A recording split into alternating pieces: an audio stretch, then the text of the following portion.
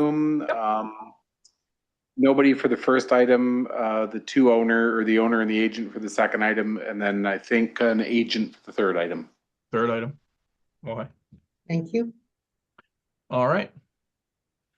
Okay. Before we get started, please be advised that the Committee of Adjustment hearings are recorded, and a copy of the recording will be posted on the city's website and YouTube channel. Those in attendance may be included in this footage. By attending this meeting, you are agreeing to be part of this recording. Okay. Before we get started, does anyone have any items they would like to discuss regarding the procedural orders? No, I'll Seeing move none, them. Cheryl will move. Danielle will second. All in favor? That motion passes 5-0. Okay, on to the first item. Okay, first item on the agenda is submission number A26015, notice of public hearing under section 45(1) of the Planning Act, RSO 1990. The owner is Mike McDonald. The agent is the Lincoln Preama Limited. The location is 822 Maitland Street. The purpose is to permit an additional residential unit in an accessory building. Variance requested are one, to permit an accessory building containing an additional residential. Let me try that again. To permit an accessory building containing an additional residential unit with an interior side yard setbacks of 0.9 meters, whereas 3 meters is the minimum required. And two, to permit an accessory building containing a additional residential unit with a rear yard setback of 0.9 meters, whereas 3 meters is the minimum required. Okay. All right. Is the agent here? Hi, Laura. How are you? Hi, I'm doing well, thanks. How are you? Good. Okay. We don't have any members of the public here for this, but does anyone require a presentation? Seeing none. Okay. I wouldn't mind a quick one. Okay. And just don't read it because you've already read it. Gives you some questions I have about the existing building. Okay. Okay. All right. All right. This is Michaela's. Through the chair, that's correct. Sure. So the following is a minor variance application for 822 Maitland Street to permit an additional residential unit in an accessory building. So in this case, the reduced interior side yard and rear yard setbacks of 0.9 meters are considered minor in nature when considering the context of the subject lands, adjacent properties, and then the overall conditions of the area. So the requested variance will not facilitate the accessory building being located closer to the lot line than existing, but is rather serves to recognize the existing location of the building. Additionally, the existing building contains windows, which is why it is required to be 3 meters. However, there are minimal windows on the north and the south elevations, which are generally oriented towards existing accessory buildings on the adjacent properties, thereby reducing the potential for on-look and associated privacy concerns. Also, despite the setbacks, sufficient space remains between the buildings and the lot line to accommodate access for the building maintenance and other on-site functions. Also, staff are recommending a condition of the approval just to make sure that drawings are submitted to identify where the downspout locations are, to ensure that stormwater management is fully contained on the property. Thank you. Great. Thank you. Okay. All right, Laura, I assume you've had a chance to read the report from the city. Is there anything you'd like to add? Yes, thank you, Mr. Chair. Just a couple of brief comments. I'd like to highlight just once again that this is an existing accessory building proposed to be converted to an additional residential unit. Consistent with the provisions for accessory buildings, the building was constructed in a location with setbacks of 0.9 meters to the interior sides and rear lot line. So again, we're here to recognize those existing conditions. We have no issues with the recommendation for a condition of approval. However, in our opinion, that is something that can be dealt with through the building permit process and is not necessarily something that has to be tied to the minor variance application. But again, should the committee decide that this condition is required, we are happy to provide those drawings. I'm here to answer any questions of the committee as well. Thank you. All right. Great, thank you. Okay, on to committee. Jeff, you're first up. Thank you. Um, through the chair, I'll start. I've written some of this out. First of all, I'd like to apologize to the staff for all the emails over the last few days, trying to get some clarification on some of my concerns. So my understanding, and 100% jump in if I'm wrong, or you need clarification, either staff or the applicant. There is a single attached dwelling with 2 units consisting of 4 bedrooms, each both of the same size, and 1 unit deemed to be an ARU. We also have an additional 1-bedroom ARU in an accessory structure. Both structures are already built without the correct approvals or variances in place. I feel that there are multiple considerations, many that are not addressed in the application or staff report. First, we have a bylaw for ARUs in near campus neighborhoods. And then we have the interim bylaw dated November 4th of 2025. It should be noted that the interim bylaw does not remove or delete the original bylaw for the near campus neighborhoods. With the near campus neighborhood zone, we have more restrictions that need to be adhered to. One of those restrictions apply to bedroom configurations and number. We currently have 9 bedrooms. Another restriction is the gross floor area of the first ARU inside a single detached dwelling. It's not to have a floor area greater than 80%. We also have front yard parking to consider. Plus, we have the couple of variances in front of us today. We also have a condition for an archaeological assessment when the structures are already built. So for those reasons, I cannot support this application as it's currently written. I would like to see us as a committee refer this back to staff with the hope that staff and applicant can work together to create a more detailed report outlining the current conditions and hopefully some solutions to the concerns I have just outlined. That being said, to the applicant, I'm not opposed to any of this. I'm just opposed not having the information brought up front, and understanding all the ramifications between the first bylaw and the second bylaw. So that's my 2 cents on this file. Okay, great, thanks. All right, Cheryl, any questions? Yeah, I just wondered, I through you to Ethan. Ethan, did council just change the number of beds on properties? I know there was something going on about that. I wonder if they changed up the number, because Jeff, you said there's already 9 beds. Correct. And so with this other one, there could be 11. No, the other one's already built. So currently there are 2 4-bedroom units in the single detached structure, and the additional structure that they're asking for is already built. It's already ARU. It's already rented out as a 1-bedroom unit. Oh, so this is an after. We're just sweeping This up is the- all after. We all have 9 bedrooms already occupied and rented. Yeah. Okay. Right, so that means squat then, right? This is just a technicality. It's an oopsie. I made a mistake and now we're gonna have to approve it. Well, actually, they still have outstanding permits with on this property information, so they still don't have the permit completed for the original structure that houses the 1 unit plus the ARU. So that's my concern was all of this. I don't know why we're dealing with it when many factors haven't been dealt with. And it's thrown on our lap and without all the information or background. Well, that's actually changed everything as far as I'm concerned. Perhaps Kelly, you could explain what's going on. If there's no permits, do we refer for permits or what? Through the chair, to kind of answer your first question about the interim control bylaw, they did, to my understanding at the last council meeting, put that bylaw in place, and then it's referred back to staff to continue to evaluate it through the rethink zoning process. So those policies are and regulations are in effect in terms of the bedroom count. There wasn't any variance flagged through this application for additional variances for bedrooms or other factors associated with the new bylaw.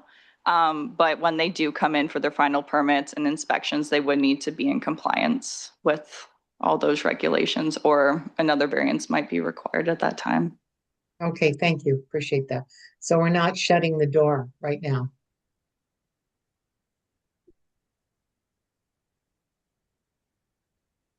Through the chair, that's correct. Thank you. Thanks for bringing it up, Jeff. Steve, No you're, worries. Steve, you're I'm the muted. one that's muted. Okay, there we go. Is that everything? Yes, thank you. Miriam, any questions?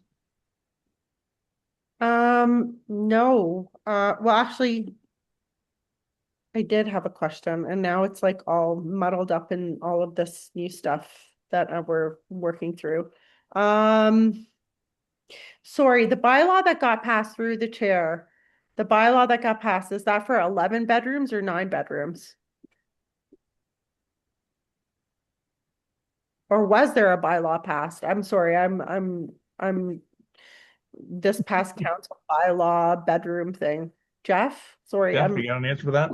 I'm confused.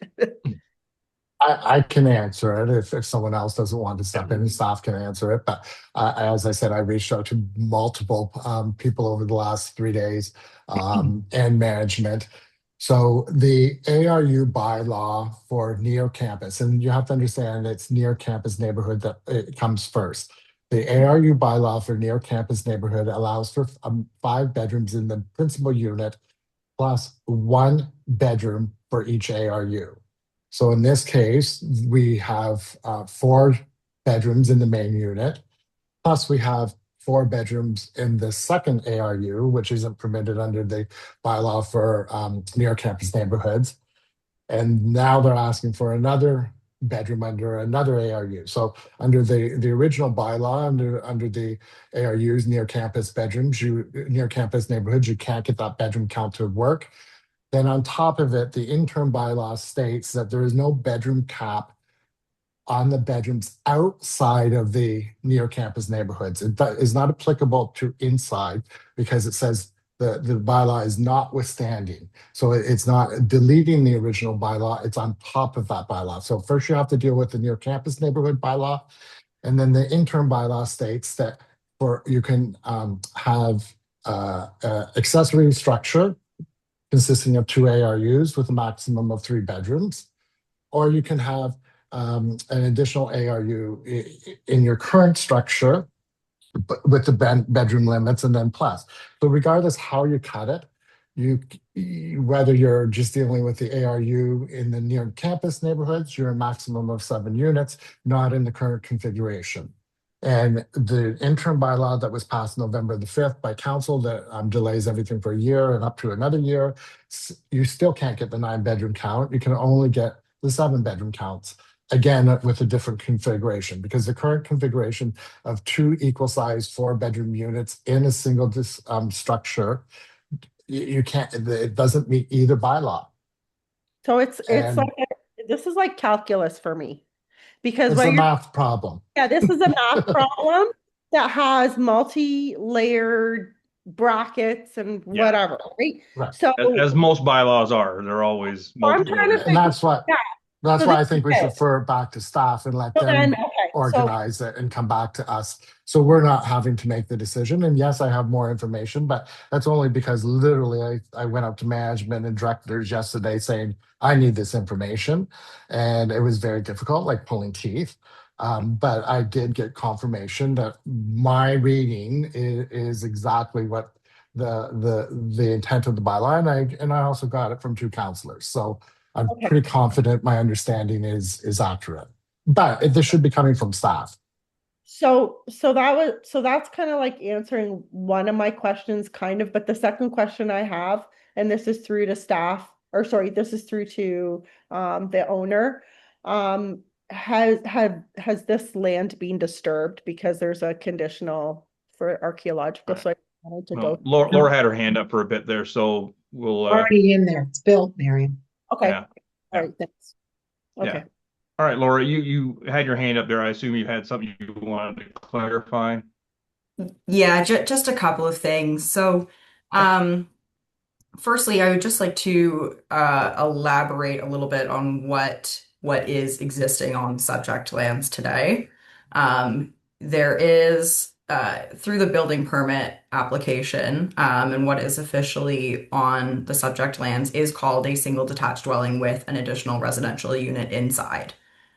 There are 3 bedrooms in each of those units. Each All right. This was constructed in 2024, 2025, and the accessory structure was already on the subject lands at the time. At the time, it was purely an accessory structure. There was no additional residential unit in that accessory structure. I'm not, I don't have information as to why the building permit was submitted as a single detached dwelling with an additional residential unit when for all intents and purposes, this is a duplex dwelling. But that is what we're working with. We did go through our channeling with staff to review the application, provided them with construction plans for the existing building, noted on a conceptual site plan where the accessory structure was in relation to everything. And at the time, it did meet the interim control bylaw, which was in effect when we submitted our application. And it was, we were not seeking variances for the existing structure, being the single detached dwelling with the additional residential unit, which is why staff may not have flagged that as being an item of concern. I do hear the committee though, and that's part of the reason why I wanted to elaborate on what we have today. What we're seeking again today is specific to the accessory structure. The existing building is again functioning as a duplex. There are 3 bedrooms in each. So we are at 7 bedrooms total on the subject lands with the additional residential unit in the accessory structure. And Mr. we Chair, are, Mr. Chair, I just want to have Laura, you're calling it a duplex. It's got 3 mailboxes. Isn't it 3 stories, 3 units in that building? In the one building? no, there are 2 units. Am I able to share my screen? I have the construction Sadly, no. plans. Because Oh. I'm looking at a picture of it because I actually came to the Committee of Adjustment before. So there's no basement on that one? There, I see Ethan leaning towards his microphone there. Is there anything you'd like to have? Yeah, Or, through the chair, there's a number of different configurations of houses that are permitted here, including duplexes. They have a residential rental unit license for a 2-unit dwelling here. okay. It was recognized as far back as 2014 as a 2-unit dwelling. It's been inspected by municipal law enforcement in order to get that residential rental unit license and it says there's 2 units with 3 bedrooms in it. So it's a little confusing because it sounds like one of the committee members may have knowledge of what's going on inside the building, but I don't know how to address that because we have had our zoning team who's reviewed the application under the interim control bylaw and the regular zoning bylaw, and they've identified the variances we require, and this is what's required. And also we've had our municipal law enforcement staff go through that building and inspect it, based on the floor plans that are submitted with 2 units with 3 bedrooms each. So it's a little challenging to know what to do here. The bylaws confirm the number of units? Yeah. Okay. 2 So units can I with 3 bedrooms each. interrupt right for a second? So Sure. if you actually physically look online, the property at 822 Maitland Street is currently being advertised as 2 4-bedroom units plus an accessory 1-bedroom unit, fully completely rented with leases. And that is public information online. Just literally type in 822 Maitland Street and it comes up as, and that's the owner putting that out there. Mhm. So that's, so fair enough, they do have a rental license for 2, 3 bedroom units, which again, that's not accurate because clearly as of March 26th, you look online and it says 2, 4 bedroom units plus an accessory ARU in the accessory structure. Okay. And I'm not disagreeing with Laura. The application originally or the construction should have come through as being a duplex, because then you're allowed 5 bedrooms in the near campus neighborhood in each individual dwelling. But that's my whole point. That's not this report that came in front of us in the application isn't what we're dealing with.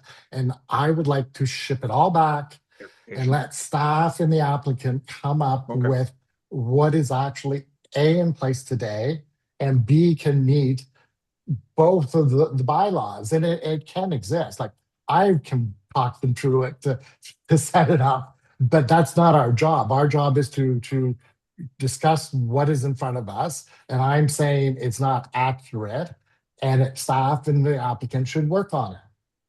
Right. That's Yeah, so it again, sounds like I'm this very- is yeah. a unit that's, or a dwelling that's for sale, and they're trying to get the everything up to snuff before it gets sold as a condition or something like that. But okay, no, as I'm gonna go to Daniela before I say anything else. But yeah, Miriam, you were up last. Is there any other questions you had before I move on to Daniela? No, I'm good. Thanks. Okay, all right, Daniela, any questions? Yeah, right. So the questions that have been raised, would they be addressed outside of our committee? Outside of the ask of the variances requested? So that's my question to anyone. Maybe Michaela could answer that question, please. Through the chair, as kind of mentioned earlier with Cheryl's question, and like Laura kind of explained, we're working with the information we have right now with the accessory building, and this variances are related to those setbacks. But like I said, if an issue comes up in the future with the bedrooms or other aspects of the site that aren't in compliant with the bylaw, and through those permits, they do have to go through bylaw inspections. And there's also bylaw enforcement, and they would need to enforce those regulations if they were caught that it wasn't in full compliance at that time. Thank you. Okay. Yeah, I'm I'm pretty much on board with what Jeff has proposed. Like I'm perfectly fine with the auxiliary residential unit and all that, and I think getting a permit for this will make sure that everything is up to code and safe and all that sort of thing. And we need to get that up to date. But I do believe that we need to have sort of a consensus on what the situation is exactly, how many residential units we're dealing with. And I think we have done it before where we have, sent someone out not necessarily from bylaw, but to confirm what the actual orientation of this dwelling is, whether it, is or isn't. Yeah, because Ethan, is this registered as a duplex? Through the chair or to you, Chair. Sorry, I just had it up. It says there's a rental unit license that's active for 2 units with 3 bedrooms each, which means it was inspected if that's closed. Okay. And according to MPAC, it's listed as a vacant residential land not on water. So a little bit old information here with regard to its how it lists on MPAC. So yeah. So with that said, I'd agree with what Jeff said that we, maybe we need to send this back just so the next time we get it, we're working with information we can fully trust, that we're not being contradicted in one way or another on the number of bedrooms in these units. We just want to, like we said before, we just want to make sure that we've got all the information when we're making a decision, so we're making right? I don't have any problem with any of the variances that are requested. I just want to make sure that we're not, doing something that we shouldn't. Yeah, through the chair, I think there's two things at work here. There's, the applicant and the agent have requested a variance to convert an existing accessory structure to an ARU, which was reviewed under the current zoning and the interim control bylaw as well. And we've come up with these variances, and it could be, decided on today. There is something else going on, obviously, as one of the members here has shown, for an online advertisement, and that could be handled, a couple of different ways. So what we could do is go back and have municipal law enforcement go out and re-examine or have floor plans submitted for this, but it's not really, it is and it isn't part of the application because it's, it's for the conversion of the existing accessory structure. So it's a bit of a tricky one, honestly, and obviously, because that's why we're talking about it still. So I think that both ways are reasonably well thought out, and I think there's definitely something happening with different information that's going on. I don't know if it's relevant, because if we were to grant the variance for the location, there's still a requirement that an ARU is licensed, and then they're going to have to license and have inspections again and go through the whole process. And at that time, the municipal law enforcement team should come up with what's happening in the main building as well. But okay, so I guess, Mr. Chair, one of the problems I'm having here is if in fact it is up for sale, then it's let the buyer beware, and it just doesn't make me feel comfortable. And Jeff has sort of brought up points that have really bothered me, Tremont.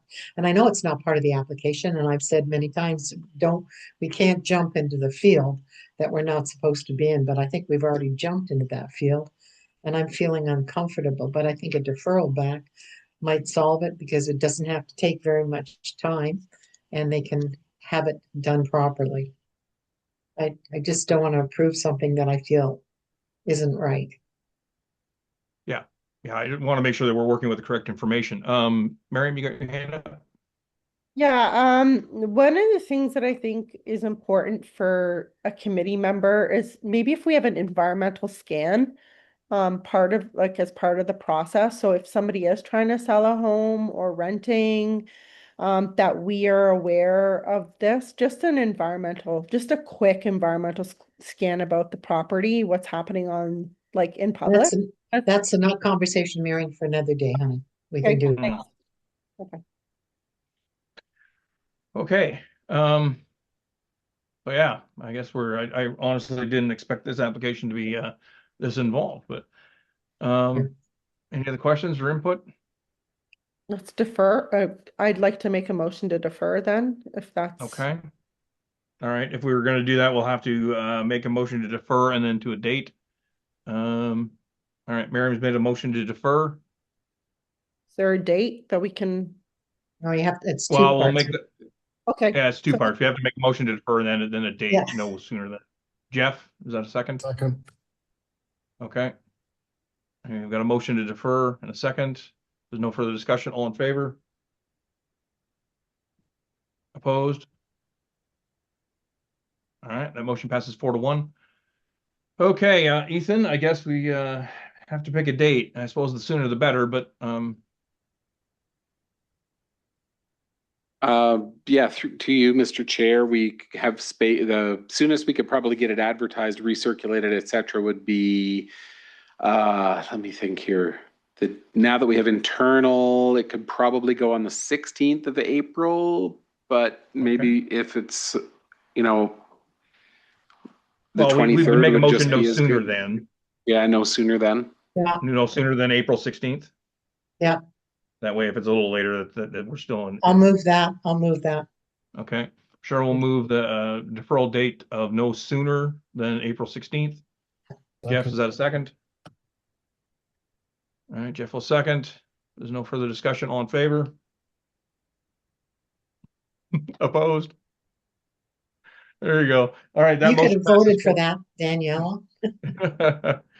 that motion passes 4-1. Okay. All right, Laura. I'm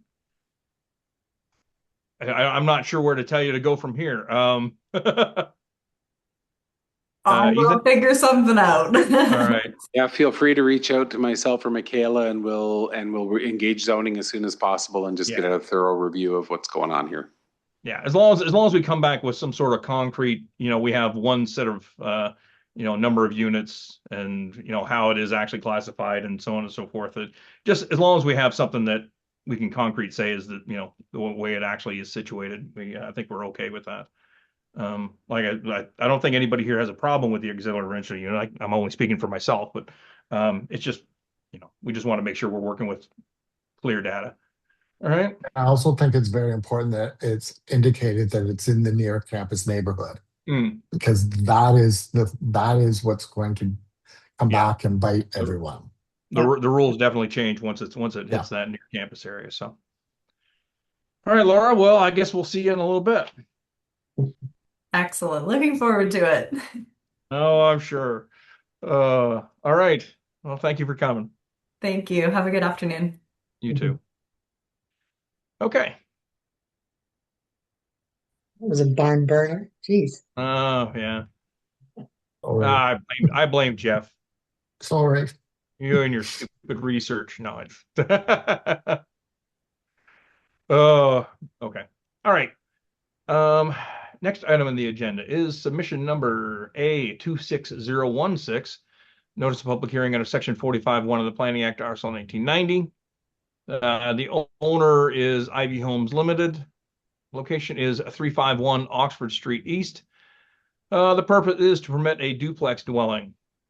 Variances requested are 1, to permit a lot area of 425 meters, whereas 430 meters is the minimum required. 2, to permit a lot frontage of 11.7 meters, whereas 12 meters is the minimum required. 3, to permit a 2 meter from the east, to permit a parking area 2 meters from the east interior lot line, whereas 3 meters is the minimum required. And 4, to permit a parking area 2 meters from the west interior lot line, where 3 meters is the minimum required. Okay. Is the agent or owner here? I think it was Matthew. Is he in? They're in committee, are they not? Yeah, we're here. All right, perfect. Okay, we don't have any members of the public here for this, but does anyone require a presentation? I hope Seeing... it's just what it says on the page. No? All right, I thought you were going to ask for another one there. I didn't... No. All right. Okay. To the agent, is it Matthew? Yeah, Matthew. Hi, Matthew. How are you? I'm good. How are you?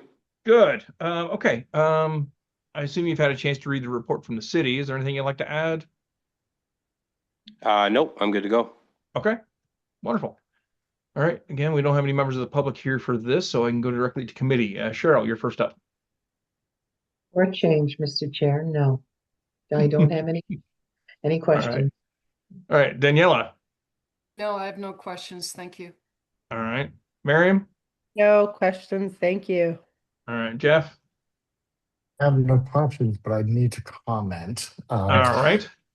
This one is also a near campus neighborhood, but the difference, and that's why I need to comment, is this one is a duplex, and you're allowed 5 bedrooms per residential unit.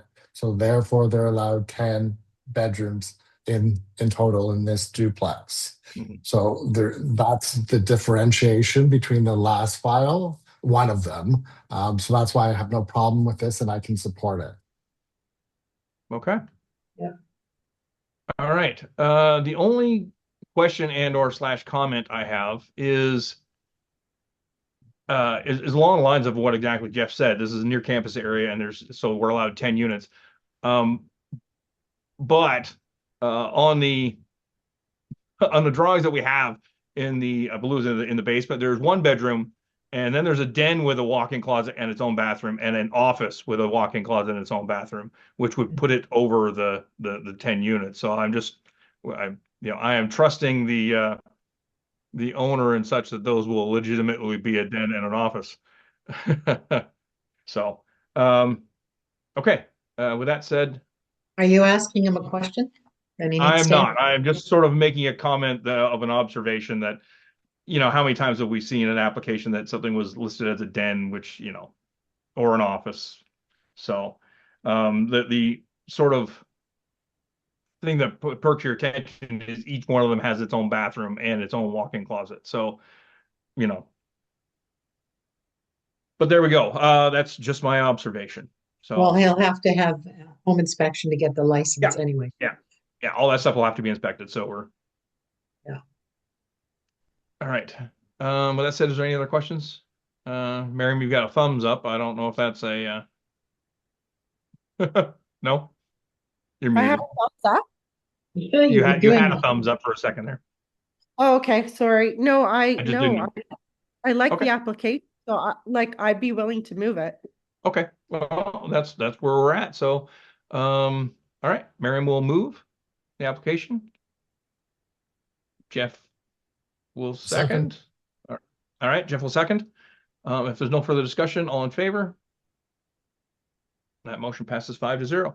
Okay, to the applicant, this permission is not final until the expiration of the statutory appeal period of 20 days from the date the decision has been signed, during which the applicant, the minister, or a specified person or public body may file with the secretary treasurer an appeal against the decision of the London Committee of Adjustment. But with that, we consider the matter closed. Thank you for your time.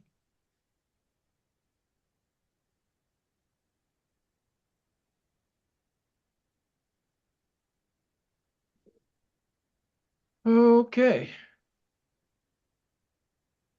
And on to the next one. All right.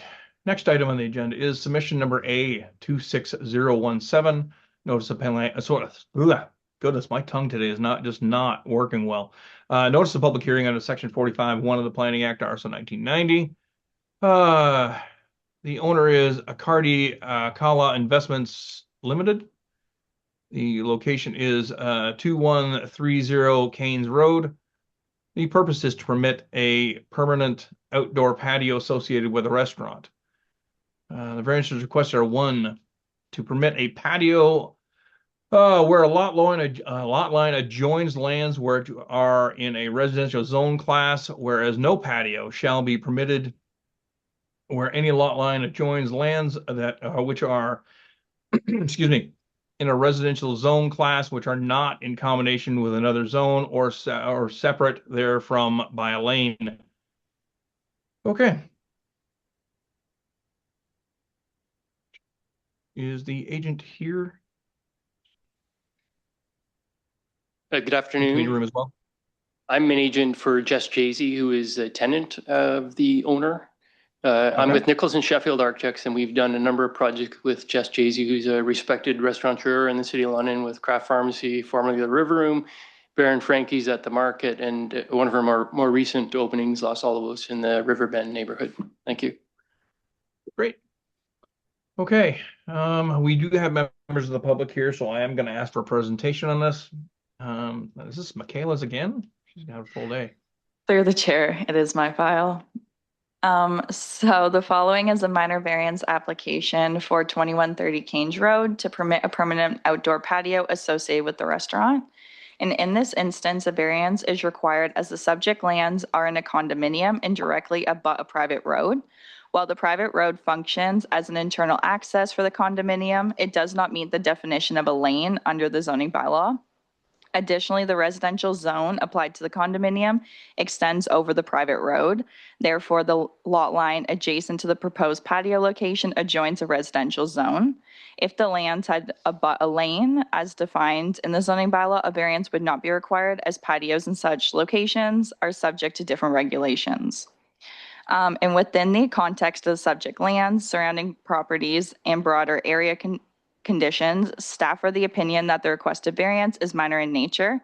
Although the subject lands abut a residential zone, the proposed patio location does not directly border the residential uses to the east. A significant separation exists between the commercial and residential uses, with both the private road and the open space providing a buffer between the patio and the single detached dwellings. As such, the proposed patio is not expected to result in substantial adverse impacts related to noise, privacy, and land use compatibility. Staff do not anticipate substantial adverse impact should the patio be located elsewhere on the subject lands, noting that the requested variance applies to the lands as a whole and does not restrict the patio to a specific location. This is due to the configuration of the lands, which is surrounded by a private road and open space on most sides, and provides separation between the commercial uses and residential uses on all sides. The City of London also has several regulatory tools to address potential nuances, which work in tandem with the zoning bylaw to manage excessive noise, dust, garbage storage, and other land use conflicts. And for these reasons, staff are recommending approval of the variance. Okay, great. All right, we do have members of the public here for this, so can I get a motion to open the public portion? Miriam, Daniela, all in favor? That motion passes 5-0. All right, Sandra, who do we have? Through the chair, I have Judy. All right. Hi, Judy. You can unmute yourself now.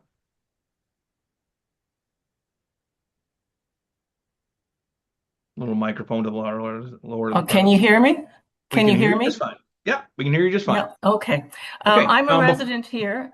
Just before you get started, just before you get started, I just want to let you know that we will limit you to 5 minutes. We won't cut you off or anything, but just be mindful of the time. I don't need a lot of time. All right, to say that noise is not an issue. I live across the street from this restaurant, and there is noise. Okay. There is a lot of noise, and there are the cars. There's the late night activity. There are the cars, the starting of the car, the slamming of the doors. There is the music and the noise on the patio. Plus, there is the light pollution. 24/7, the lights on the patio are on. They're on right now. And there is no one sitting out there. Now, I can understand that you would wish some lights for security, but you can have some soffit lights that are directed downwards as security, but you don't need 100 lights every night, every day. They're even on in the day when no one is there. When no one is there. So really, they really haven't been a very good neighbor, and they are right in front of us here. Okay. All right. Is that everything? Yes, that's all. All right. Great. Thank you very much. Okay. Sandra, who's next? Through the chair, and I am going to apologize for the last name, Nivet.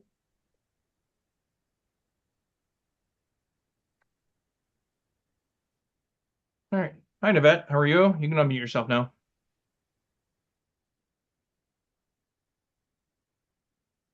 Or is it Navneet? Through the chair, Nav is a member of staff in the zoning team, I believe.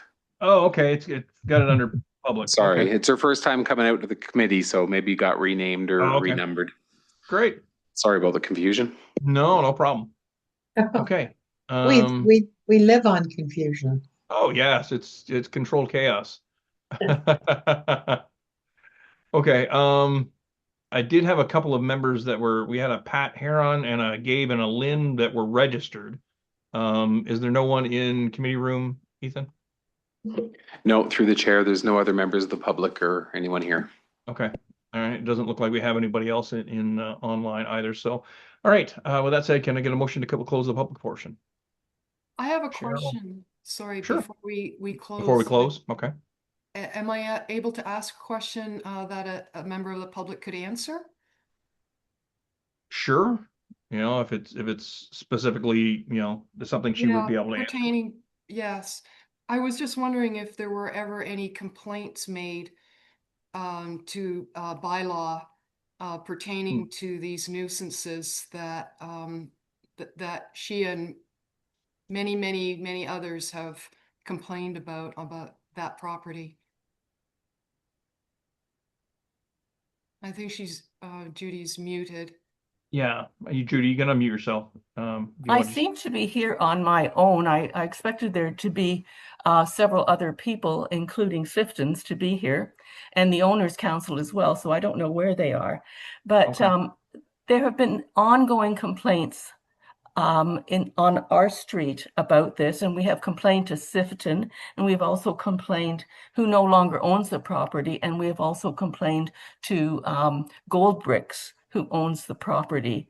And we really, what we really want is to have some kind of a fence, something to block. If the restaurant wants to be there, and there's not much we can do about that, and wants to be outside the patio, well, we don't want to see them. We want a noise barrier. And they are benefiting. The restaurant is benefiting. We're in an upscale neighborhood here, and they are benefiting from being in this neighborhood. But at the same time, we're not benefiting from them being here. They are sort of bringing down our property values. Yeah. Okay. All right. Mike, So, yes. yeah, the question was, to your knowledge, has anybody made a public complaint to the city about the property? Yes. And they are, right now, they're on a cruise in the Far East. Margaret Shorten would be the person who's made the complaint directly to the City of London, ongoing, especially about the garbage, the noisy garbage pickup in the middle of the night. And she has also complained to the mayor. Okay, great. All right. Danielle, is that any other questions? No, thank you. Okay. All right. All right. With that said, can I get a motion to close the public portion? Miriam, Daniela, all in favor? That motion passes 5-0. Okay. All right. To the applicant. Is there anything that was said there by the public that you'd like to respond to? Through the chair.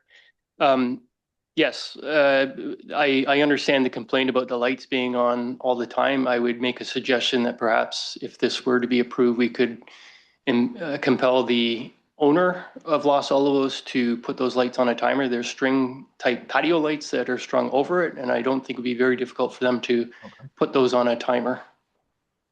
In terms of the garbage and the overall complex, I think those are larger issues that aren't dealing with this specific application, because this plaza is home to multiple fast food and restaurant type chains, and the garbage collection is more central, and that would be, in terms of the pickup of that would be something I would suggest that would have to be dealt with through the owner of Gold Bricks. Owner of the complex. Okay. Correct. Thank you. All right. Okay. All right. With that said, we can go directly to committee. Daniela, you're first up. Thank you. I have just a lot of, I know I'm going to be asking some questions that other members, so I'm going to try not to steal all the questions. If you ask all my questions, that's just fine. I'm good with that. We don't get paid by the question. My question through you to the applicant. From the comments, I've read that there's just a chain link fence around this property. And that's correct. Yeah, so would a consideration be made to some sort of attractive barrier that would mitigate sound and sights? Through the chair, the fence that is immediately south of the proposed patio location is actually a combination of ornamental metal with some masonry walls and landscaping. This portion of the commercial property is also separated, as has already been acknowledged, by a private driveway and a parking lot and some mature trees. But I can certainly take that back to the owner when they do the patio, they give some consideration to putting up some type of a screen that would provide both them with more privacy and the adjacent homeowners. Thank you.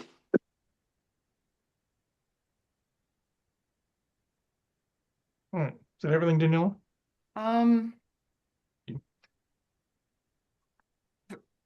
For now. Okay. All right. Okay. Miriam, any questions? I like the idea of this application. What I'm having the hugest issue with is the way this is going down with the neighborhood. And because I'm a strong advocate for property owners, managers, neighbors to speak with each other, especially since I don't think I've ever, okay, maybe once before I've received this many, you know, just dismaying comments about this, or people that don't want this to be approved. I'm struggling with that because it just means to me that there's a contentious relationship here, and to continue something this contentious is going to be problematic for everybody unless there's some type of really good compromise, which could be the fence. But the fact that neighbors aren't speaking to each other, that's the biggest problem here to me. So let's see how this can work itself out. I really have no questions at this point. Thank you. Okay. Jeff, any questions? No, sorry, no questions on this time. Okay. Cheryl. Thank you. Well, just a reminder to the committee, if you can remember, I led the charge on Jalna for the patio that was abutted right to a neighbor's yard. And there was just a wood fence that separated them because it was noisy, that we opposed that application, and the applicant appealed and was actually was not upheld. It was granted to go ahead with the patio. So I think we have to start looking at this as it's already there. It's a commercial plaza that was put into the residence. The timing for that should have been the one that was challenged, and the community should have actually entered into what they'd like to see there, but it's too late now. And secondly, I absolutely know the vendors, and I apologize, I don't have a conflict whatsoever. And I know the kind of people that they are, that they're community people. They take pride in their restaurants. They take pride in their involvements. So I'm sure that if they heard and knew from the community, and if the community had in fact gone in and said to them, you know, we really are upset with the garbage, and shame on the owner of the plaza, that's a responsibility of them. So there's a number, it looks like there's a couple of commercial spots in there now. And so I'm sure it's not all the garbage that's coming from this one. So I think it can be addressed. And I have a question to the gentleman that's here. Sorry, I don't have my name. Sir, you're here. I have a question. Are you looking at, you know, I love a patio, and I think you can make it so nice with just some wood slats or something, and some trees and pots, anything that will deflect from the noise and absorb the noise. I don't have a problem. I learned my lesson by being bold and pushing the other direction. And the government, the appeal committee in Toronto said, you know, it's progressive. You got to have patios outside. So we're not going to win this. So what I'm trying to see if it's possible, and I'm quite sure it is with the owners of this restaurant, that there is a way to just buffer a bit of the patio. And just a question to you, sir. Through the chair, and thank you for the question. Yes, I mentioned in a previous comment that I will take this back to the owner in terms of, because I having worked with them on a number of other projects, including outdoor patios, I think the intent is, this application is simply to get the patio. We're not talking about the design of it, but I fully expect that they'll be looking to put some potted plants or some trees to help make it a much more inviting environment. And we will introduce the idea of them of introducing some screens along that south elevation as well. Thank you. You're welcome. And I know that, you know, I've known Jess since she was about 6 years old. That's telling tales out of school. But they're kind of the people that if you're in the community and you go into the restaurant and say, you know, we're having some problems, they're the kind of people that would say, how do we solve it? Let's work together to make this better. So it's got quite a reputation for good food. So it's going to draw a lot of people from not just West London, but from the rest of London. So I have, as long as I'm being assured that they're going to look at ways to mitigate. But I think more importantly, I wish the owner of the plaza was here because that's part of his responsibility. You know, you can't put all the garbage on the one restaurant. You can't put all the noise on one restaurant. And this is what we're doing with this application, and that's unfortunate. So if the owner of it had been here, then I would have had an opportunity to question him. So I don't want to beat up the wrong person. So I have no problem, and I will move it when it's the time. Okay, great. Yeah, looking at the street view, the fence is there to the agent. It looks like it's like a wrought iron type of fence, sort of that goes in, Yeah. that matches sort of the rest of the subdivision. Is that correct? That is correct. That's part of the Riverbend entrance along with the gatehouse. Yeah, okay. All right. And the patio is eating only. There's not any sort of, music or entertainment going on this patio. It's my understanding there is no intent to have bands or loud music Right. on this patio. Okay. Gosh, no, you don't. Yeah, need- no, I don't think it would be big enough for that, but No. yeah, we did receive, obviously a number of letters on this property. And I believe that most of the complaints, as far as, noise and the lights and the garbage pickup could be, mitigated fairly easy with a conversation with the owners, like, picking up garbage at a different time and, maybe aiming lights differently or so on and so forth. So hopefully that can all be worked out without too much issue. But as far as that goes, it's not sort of what's before us here with the patio. Again, I'm hoping that the tenants would, take this to heart and maybe do something to mitigate the noise, even just from the patio, if there was some sort of barrier around the patio to mitigate noise to the neighbors. But with that said, I don't really have any problem with a restaurant having a patio. Giving its location, it is as far away as you could get from neighboring things. If you move it to the other side of the building, you're closer to one side than the other, but it's kind of here nor there. But yeah, Miriam, you got your hand up? Yeah, I really feel like the committee's hands are tied, in terms of there's nothing that the restaurant has done. There's nothing that it's not in the owner's hands and in the restaurant owner's hands.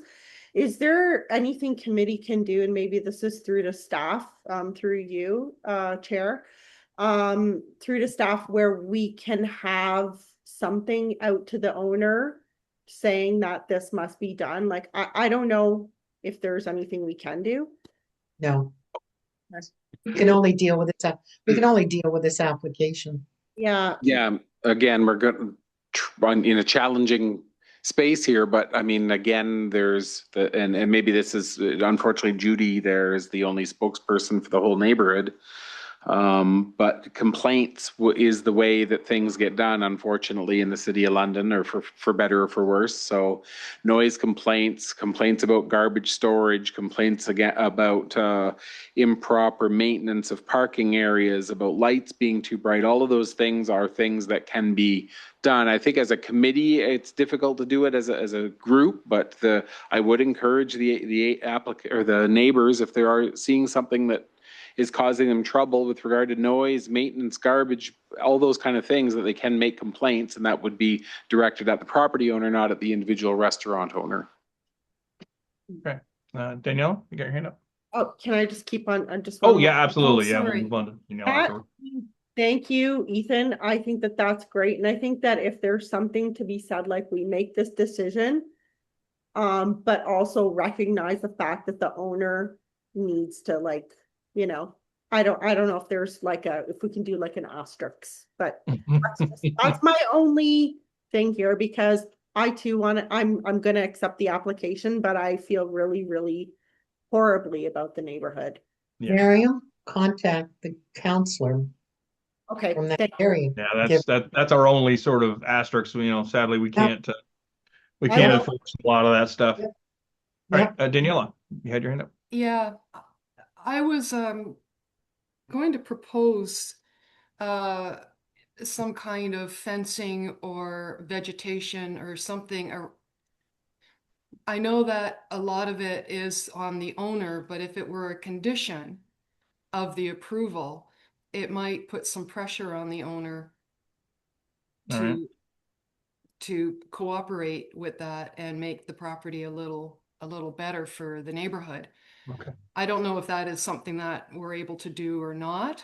I'm just Some throwing sort of that- noise mitigation. Yeah, noise. And of course, yes, there are other, bylaw enforcement routes that I was trying to determine if the neighborhood had explored those or were they complaining to the right people. Was a question that I had on this issue. So many people wrote to us. I'm wondering if the same number of people wrote to their counselor or into the city, what kind of effect that would have. Yeah, through the chair, I did want to address that question. In looking at our internal system here, there is only one complaint, and it pertains to the brightness of a sign of one other restaurant on the subject site. There are no other complaints that are logged in our system, what's called Amanda. However, that doesn't mean, I believe garbage goes through a different process, so I'm not sure that I would be able to, I don't have access to those quote unquote complaints. So, but with regard, there aren't any noise complaints, and there was one complaint with regard to the brightness of a sign on this whole, on this Garbage plaza. would be a private pickup anyway. It wouldn't be city. So yeah, again, that'd be something you'd have to contact the owner with. Cheryl? And then, sorry Yeah. to cut you off through the chair, Cheryl, if you don't mind. Daniela, what you were saying about the fence, it's possible, but again, I think you're something that you're putting on the tenant rather than on the landowner, right? These would be like leasehold improvements for the tenant if they wanted to have the patio, and then I don't know if that would probably negatively affect the business, but just putting it out there, not that it's wrong or right, you can ask for things like that. We've done it before where we've required fencing or some sort of tree planting or something to mitigate noise for somebody that was building something, but in this case, it's a tenant, not a developer. Cheryl? Mr. Chair, I would not be supportive of that, Daniela, quite frankly, because it's the obligation of the owner of the plaza who should be the one that takes it on. And if I was the person who had the restaurant or the place in there, I would be doing their job. They need to do their job first, because if you do it, they're going to say, why would I bother? Let the restaurant do it. So I think that the owner of the plaza has a lot to stuff to deal with this community, and obviously he hasn't. So the best thing to do is to complain, Judy, ask people to complain to the city and make sure that their counselor is aware of what's going on. That's who you need to bombard. Yep, exactly. Okay. Yeah. All right. Anyone else? I'll move it. All right. Cheryl will move the application. Miriam will second. Yep. There's no further discussion. All in favor? That motion passes 5-0. Okay, to the applicant. This permission is not final to the expiration of the statutory appeal period of 20 days from the date the decision has been signed, during which the applicant and the minister or a specified person or public body may file with the Secretary Treasurer an appeal against the decision of the London Committee of Adjustment. But with that, consider the matter to be closed. Thank you for your time. Thank you. It's gotten to the point where I just zone out when I say that. It just kind of, something just comes out of my mouth and I'm not even sure what it is. Hey, wait a minute, you're still being recorded. You have to be careful. We say. Oh, yes, I suppose. Right. We can't. Okay. So- That's it. That's it. That's I'll done. move adjournment, Mr. Chair. All right, Cheryl will move adjournment. Jeff will second. There's no further discussion. All in favor? That motion passes 5-0. We stand adjourned. All right.